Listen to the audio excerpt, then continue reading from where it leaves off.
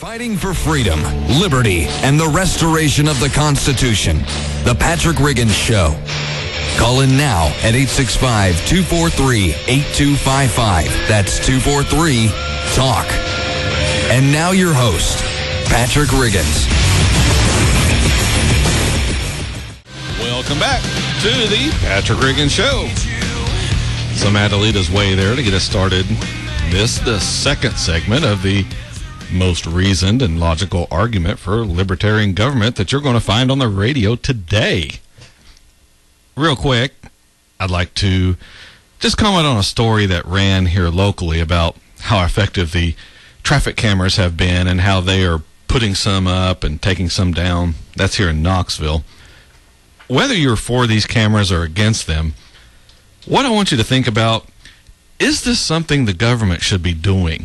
Should the government be essentially spying on the public with cameras? Is that not an unwarranted government intrusion into daily life?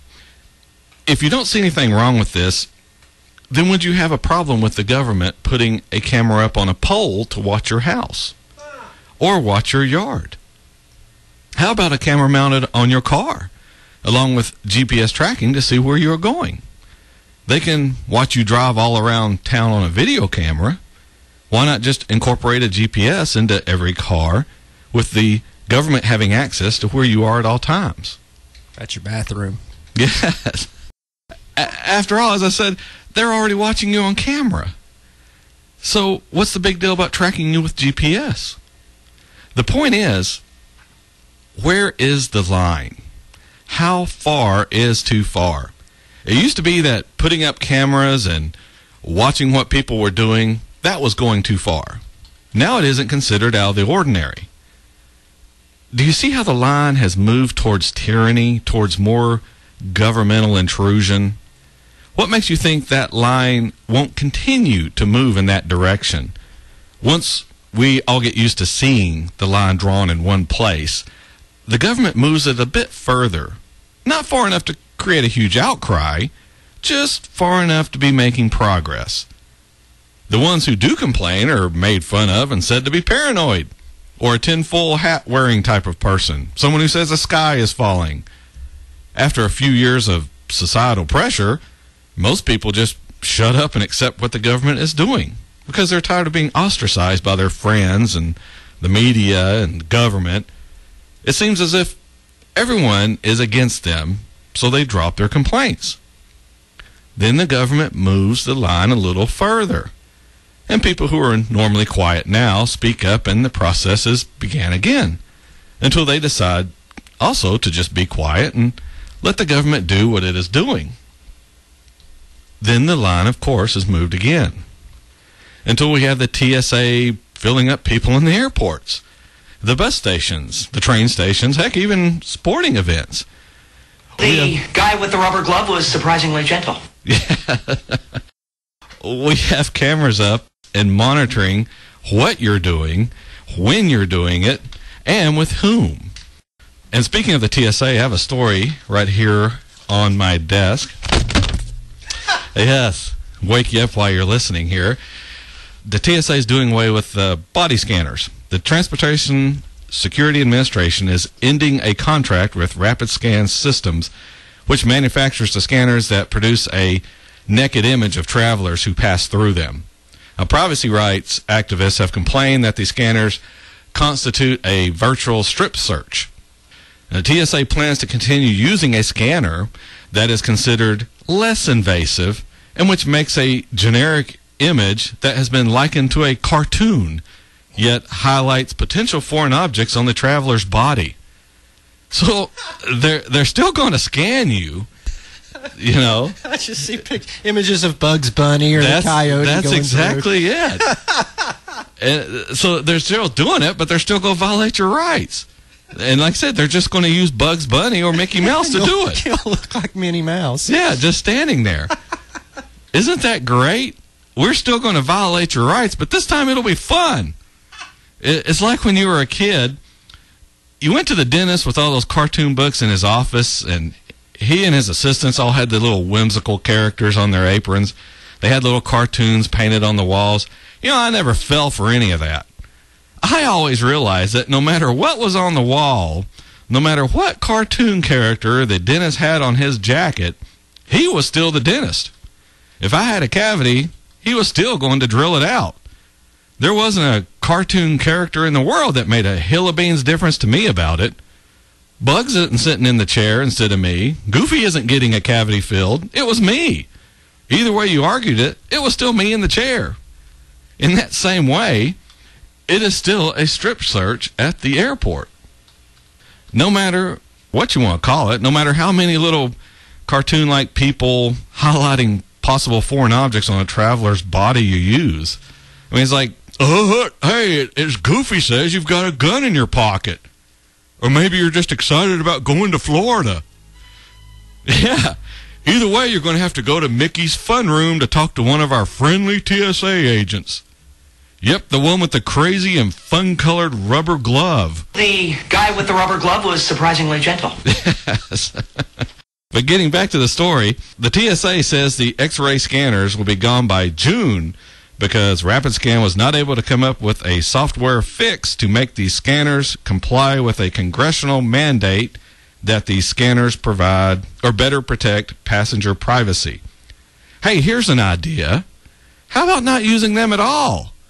That would better protect passenger privacy, wouldn't it? Or maybe leave it up to the airlines themselves. They'd do a better job because they'd be held accountable by their customers, not someone they can pay off like government. You know, a little campaign donation here, a little weekend trip for Mr. and Mrs. Congressman, just to smooth things over in case of a problem. Now, opponents of the full-body scanners argue that strip searches without probable cause violate basic human rights. Governments do not have the right to make strip searches routine and mandatory, regardless of whether the strip search is done by physically removing clothes or by using technological means to remove the clothes. Now, the TSA has 174 rapid scanners in operation. Some 76 others were removed from airports, including New York's LaGuardia and JFK, Chicago's O'Hare, Los Angeles, Boston, Charlotte, and Orlando. They were removed last year. So we had the scanners. Then we got rid of some of them. Now we're getting rid of the rest of them. And no one has tried to hijack a plane? Sounds, to me anyway, like we didn't need them in the first place.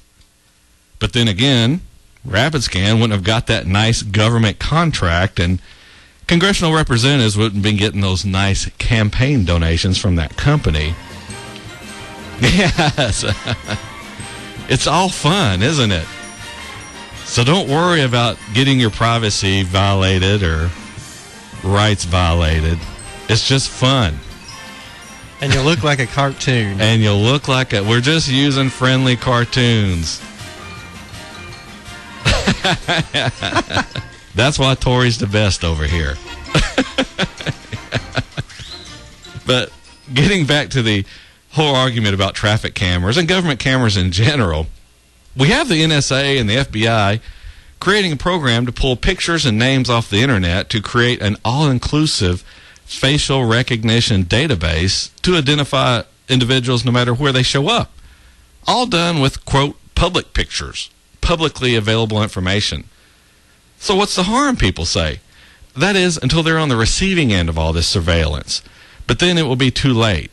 All the people complaining about this, warning fellow citizens of the abuse of the power of the government, all those people will have been made such a mockery, there is no way they're going to say anything more about it. Well, except for people like me and radio shows like this one. Who knows, though, at some point in the future, what I'm saying on this show might be labeled treasonous or seditious. It's been in the past. If you Google the Alien and Sedition Acts that Congress passed back in 1798, you'll see it's the same thing, and government upheld it as constitutional. Everyone thought those were a good idea until they became one of the people prosecuted under them. And most people weren't, though, so what did they care? What did they care if something was unconstitutional? It didn't affect them. It's the same reasoning as we have today with the President and Congress daily doing things which are unconstitutional. What happens when you allow people to get away with things too many times? You get President Obama making proclamations and threatening to try and take away your rights under the Constitution via executive order. Does that make you angry? Well, what did you do about it? Complain to your family, your friends? If you did that, then you really did nothing, unless someone in your family or friends sits in Congress. So what are you waiting for? Are you waiting till it's too late? You need to call your representatives this week and start complaining about all this and demanding they put a stop to it. And have your friends and family call as well. The more calls, the better. It lets those in Congress know we're watching them. And don't take their BS excuses at how they're only one person and they cannot vote against something, otherwise they won't be able to get something passed that benefits you and your district. Most likely what they're wanting votes for is unconstitutional too. So demand they just stop voting for this stuff, or you and your friends are going to work your butts off to kick them out of office. And more importantly, then do it. Don't make a false threat. Get someone to run for their seat and get them elected. You can do it if you put your mind to it. There's so few people voting nowadays that it really doesn't take much to get someone into office. It just takes a little work, and if you have a bunch of people, not much work then. In case you've forgotten or you're a new listener to this radio show, the people were here first. Then we created the states. Then we created the federal government. That is how power is to be distributed. The creators, the citizens, have all the power. Next, the states are granted some powers by the citizens, and then the federal government is granted some power by the states and ultimately the citizens. But now we have everything backwards. The federal government seems to think it's in charge of everything, and the states and the people are just along for the ride. Now, fortunately, a lot of local leaders, including local sheriffs, are telling the federal government to butt out their jurisdictions, and even going so far as to threaten to arrest federal officers sent to enforce federal law that is contradictory to local law. And rightly so. If people decide something in a state and it doesn't restrict the rights of anyone, but the federal government doesn't like it, then tough for the federal government. It is the last government in line. Well, it is in front of foreign governments, but it's the last in line here in the United States. All right, we're up on the mid-hour break here on the Patrick Riggins Show. Show flying by quickly, but it always does. But that's good. It tells you you're learning a lot and you're enjoying the show. Tori's sitting over there quietly. When we come back, we'll talk a little bit about the Constitution and gun control. You haven't heard about that at all, have you? This is Patrick Riggins with the Patrick Riggins Show. We'll be back in a couple of minutes. I'm as mad as hell, and I'm not going to take this anymore.